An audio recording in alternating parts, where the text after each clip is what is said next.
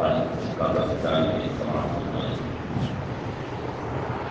تعالی جہتوں، مکانوں، زمانوں، حرکت و سکون اور شکل و صورت اور جمیع حوادث سے پاک ہے۔ جہت یعنی سمت، دشا، مکان یعنی جگہ، زمانہ وقت، حرکت سکون، جیسے ہم ایک جگہ سے دوسری جگہ آتے ہیں، جاتے ہیں، ٹھہر جاتے ہیں، اس کو کہتے ہیں حرکت و سکون۔ شکل و صورت جو عموماً کسی بھی چیز کی شکل اور صورت ہوتی ہے، بلکہ تمام حوادث یعنی وہ چیزیں جو پہلے نہیں تھی بعد میں ہوئی، ان تمام چیزوں سے اللہ تبارک و تعالیٰ پاک ہے۔ اگر کوئی معاذ اللہ رب العالمین یہ عقیدہ رکھے کہ اللہ تبارک و تعالیٰ آسمان میں ہے تو یہ کفر ہے، اس لیے کہ آسمان بھی ایک مکان ہے، ایک جگہ ہے، اور اللہ تعالیٰ مکان سے پاک ہے۔ ہاں، قرآن کریم میں جو ارشاد فرمایا گیا الرحمن علی العرش استویٰ، کہ رحمان نے عرش پر استوا فرمایا۔ عرش یہ ساتوں آسمان کے اوپر اللہ کا عرش ہے۔ عرش کا معنی ہوتا ہے تخت، لیکن یہاں پر اللہ نے جو فرمایا کہ رحمان نے عرش پر استوا فرمایا، تو جب اس طرح کی کوئی قرآن میں آیت آتی ہے جس کا ظاہری معنی اللہ تبارک و تعالیٰ کے لیے محال ہو، اس لیے کہ تخت عرش ایک مکان ہے اور اللہ تبارک و تعالیٰ تو مکان سے پاک ہے، یہ ہمارا عقیدہ ہے، تو وہاں پر اب بات اور ترجمہ یہ کیا جاتا ہے کہ جیسا اس کی شان کے لائق ہے، جیسا اس کی شان کے لائق ہے ویسا اس نے استوا فرمایا۔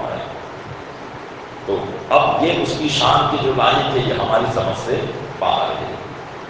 تو اس طریقے کی آیات جو ہوتی ہے قرآن میں تو اس کے پیچھے بھی نہیں پڑھا جاتا، بلکہ ایسی آیات متشابہات میں سے ہوتی ہے جس کا ظاہری معنی جو ہوتا ہے وہ مراد نہیں ہوتا، جو ظاہری اس کا مطلب ہوتا ہے وہ مراد نہیں ہوتا، اس کی مراد اللہ اور اس کے رسول صلی اللہ علیہ وسلم ہی جانا کرتے ہیں۔ ہاں، قرآن کریم میں جو چیز محکم ہے یعنی بالکل صاف اور واضح بیان کر دی گئی، وہ اس کا ظاہری معنی، باطنی معنی یہ ہم سمجھ سکتے ہیں، لیکن جو چیز متشابہ ہے ایسی آیتوں کا معنی اور مطلب اللہ جانتا ہے اور اللہ کے رسول جانتے ہیں صلی اللہ علیہ وسلم۔ ہمیں ان چیزوں کے تعلق سے علم نہیں ہوتا اور نہ ہی ہمیں یہ حکم ہے کہ ہم ان چیزوں کی طرف پڑھیں۔ ہاں، ایسی آیتوں کے پیچھے وہ لوگ پڑھتے ہیں کہ جن کے دلوں میں ٹیڑھاپن پیدا ہو جاتا ہے، کجی پیدا ہو جاتی ہے، تو وہ اس طرح کی آیتوں کے اندر پڑھ کر کچھ نہ کچھ گمراہیت کے راستے نکالنے کی کوشش کرتے ہیں۔ اس لیے ہمیں قرآن کریم میں بھی اس بات سے منع کیا گیا کہ قرآن فرماتا فَأَمَّا الَّذِينَ فِي قُلُوبِهِمْ زَيْغٌ فَيَتَّبِعُونَ تَشَابَهَ مِنْهُ ابْتِغَاءَ تَأْوِيلِهِ، رہے وہ لوگ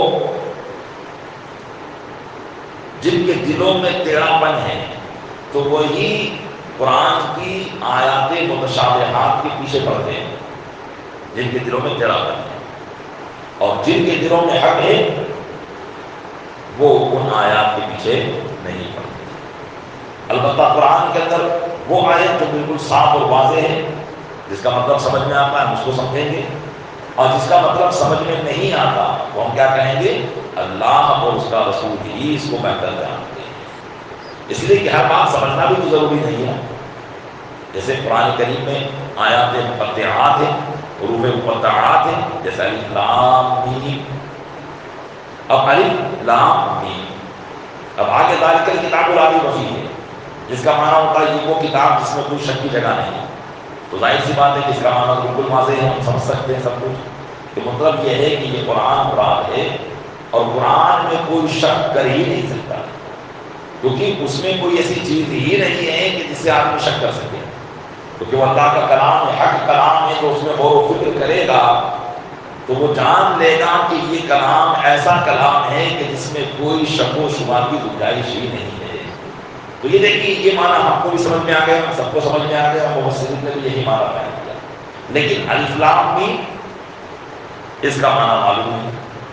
تو اس لیے اس کی تفسیر میں علماء یہ لکھ دیتے ہیں اللہ اعلم بمرادہ، اللہ ہی اس کی مراد کو بہتر جانتا ہے۔ اور بعض بزرگوں نے فرمایا کہ اللہ اور اس کے محبوب کے درمیان کچھ راز و نیاز کی باتیں ہیں جسے اللہ جانے اور اس کے بتائے سے اس کا رسول جانے، حضرت جبرائیل کو بھی اس کی خبر نہیں ہوا کرتی ہے۔ بات سمجھ میں آ رہی ہے؟ تو اگر قرآن کریم میں ایسی آیت ہے یا حدیث میں اس طریقے کا کوئی لفظ اگر آتا ہے کہ اللہ آسمان میں ہے، تو اس کی تعبیر کی جاتی ہے، اس کا ظاہری معنی مراد نہیں لیا جاتا۔ ہمارا عقیدہ یہی ہے کہ اللہ مکان سے پاک ہے، اسی لیے آسمان کی طرف انگلی کر کے بھی بتانا بنا ہے کہ اللہ جانتا ہے۔ جب آپ کو کہتے ہیں اللہ جانتا ہے، ہاں اگر اس سے مراد ایک ہے تو صحیح ہے، ایک اللہ جانتا ہے، لیکن اگر مراد یہ ہے کہ مع اللہ رب العالمین جو اوپر ہے اللہ کو جانتا ہے، تو یہ تو کفر ہو جائے گا اگر اس کا عقیدہ بھی یہی ہے، کیونکہ اللہ تعالیٰ مکان سے پاک ہے۔ اس لیے کہ مکان کی ضرورت اسے ہوتی ہے جو مکان کا محتاج ہوتا ہے۔ ہم اور آپ اگر یہ زمین نہ ہو تو ہم ٹک سکتے ہیں؟ ہم نہیں ٹک سکتے۔ ہمارے لیے ضروری ہے کہ زمین ہو، ہمارے لیے ضروری ہے کہ ایسی جگہ ہو جہاں ہمارا یہ جسم رہ سکے۔ تو ہمارا جسم اس مکان کا محتاج ہے۔ مکان سے مراد کی چار دیواری نہیں، مکان سے مراد جگہ۔ ہمارا جسم ٹھہرنے کے لیے اس کا محتاج ہے۔ تو ہم محتاج ہوئے کہ نہیں ہوئے؟ ہم محتاج ہوئے کس کے؟ مکان کے۔ اور اگر اللہ تبارک و تعالیٰ کے لیے بھی مکان ٹھہرا دیا جائے تو اللہ مانا یہ ہوگا کہ اللہ بھی مکان کا محتاج، جبکہ رب وہ ہوتا ہے جو کسی کا محتاج ہی نہ ہو۔ رب وہ ہوتا ہے جو کسی کا محتاج نہ ہو، ساری چیزیں اس کی محتاج ہو۔ تو جب اللہ جسم سے پاک ہے تو جسم کے لیے دشا ہوتی ہے، دائیں بائیں آگے پیچھے اوپر نیچے یہ جسم کے لیے ہوتی ہے، اور اللہ جسم سے پاک تو نہ اس کے لیے جہت یعنی دشا ہے، نہ مکان ہے، نہ زمان ہے، نہ حرکت و سکون ہے۔ زمان جیسے مثال کے طور پر ہم نہیں تھے پھر ہوئے پھر نہیں رہیں گے، ہمارا ایک وقت ہے۔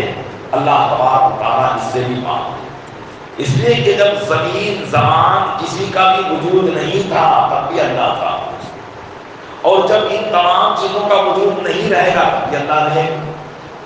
آسمان ایک مکان ہے، ایک دن ایسا آئے گا کہ یہ سب فنا ہو جائیں گے، زمین آسمان سب فنا ہو جائیں گے، تب بھی اللہ باقی رہے گا۔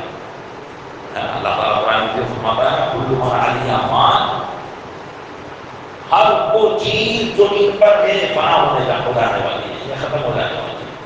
وَيَبْقَى رَبُّكَ هُوَ وَيَبْقَى وَجْهُ رَبِّكَ ذُو الْجَلَالِ وَالْإِكْرَامِ، اور تیرے رب کی ذات باقی رہے گی۔ سمجھ رہے جو جلال و اکرام والا ہے۔ تو پتہ چلا کہ اگر اللہ مکان کا محتاج ہو تو مطلب یہ ہے کہ جب مکان فنا ہو تو معاذ اللہ اللہ بھی فنا ہو جائے، اس لیے کہ اگر مکان کا محتاج ہوگا تو مکان گیا تو وہ بھی گیا معاذ اللہ، جبکہ اللہ تعالیٰ مکان سے پاک۔ تو اگر کوئی شخص یہ عقیدہ رکھے کہ معاذ اللہ اللہ آسمانوں میں ہے، اللہ عرش پر بیٹھا ہوا ہے، اللہ کرسی پر بیٹھا ہوا ہے، تو یہ تو کفر ہو جائے گا۔ اس لیے ایسے لفظوں کو بولنے سے ہی بچنا چاہیے۔ بعض جگہ اسکولوں کے اندر ایسی نظمیں پڑھی جاتی ہے کہ تو ہر جگہ ہے، تو ہر مکان میں ہے، اس طریقے کی نظمیں پڑھائی جاتی ہے۔ اپنے بچوں کی تعلیم پر غور کرنا چاہیے کہ کہیں وہ اس طرح کے کفریہ عقائد تو نہیں سیکھ رہے ہیں۔ اگر وہ سیکھ رہے ہیں تو ان کو بتایا جائے کہ اس کو اپنے عقیدے میں نہ لایا جائے، بلکہ ایسی تعلیم سے ہم کو بچانا چاہیے، ان کو سمجھانا چاہیے، تاکہ ہمارے بچوں کا عقیدہ اللہ کے بارے میں جو ہونا چاہیے وہی رہے، اس کے علاوہ کچھ نہ رہے، ورنہ ایمان خراب ہو جائے۔ اس لیے بسا اوقات ضروری ہے کہ جن حضرات نے اسکولی تعلیم حاصل کی ہے، دنیاوی تعلیم حاصل کی ہے، تو ان کے لیے ضروری ہے کہ وہ دنیاوی تعلیم کو حاصل کرنے کے بعد تعلیمی میں اگر کچھ کفر سرزد ہوا ہو تو اس سے توبہ کرنا ضروری ہے ان کے لیے کہ اللہ عز و جل مجھ سے دوران تعلیم، کیونکہ بہت سی ایسی باتیں آتی ہے جو اسلام کے نظریے کے خلاف ہوتی ہیں اور آپ کو اسے رائٹ کرنا ہوتا ہے. آپ رائٹ نہیں کریں گے تو آپ فیل ہو جائیں گے، ناکام ہو جائیں گے، اور ہمیں علم ہی نہیں ہے اس کا. تو ظاہر سی بات ہے یہاں علم ہو یا نہ ہو جو حکم لگنا ہے وہ تو لگے گا. اس لیے دنیاوی تعلیم حاصل کر لینے کے بعد حالانکہ اگر ایسی چیز ہو تو اس سے بچنا چاہیے، لیکن انجانے میں یہ چیز ہو گئی تو پھر دل سے توبہ کرنا چاہیے، ان کو فریاد کا نام لے کر اور پھر کلمہ طیبہ پڑھ کر اپنا ایمان تجدید کرنا چاہیے. یہ ضروری ہے مسلمان کے لیے، ورنہ یہ کفر باقی رہے گا. تو اللہ شکل و صورت سے بھی پاک ہے، اس کی کوئی شکل و صورت نہیں ہے، اس نے کی شکل صورت کا محتاج ہی نہیں، وہ نور ہے. اب یہ ہے کہ اس کی ذات کو سمجھا ہی نہیں جا سکتا، سمجھ گئے؟ لہذا یہ عقیدہ اپنے دلوں میں اتار دیجیے. اللہ تبارک و تعالی ہمیں ان عقیدوں پر ہی قائم و قائم رکھے اور انہی عقیدوں کے ساتھ ہمیں زندگی اور موت عطا فرمائے. آمین بجاہ نبی رحیم صلی اللہ تعالی علیہ وسلم. الصلاۃ والسلام علیہ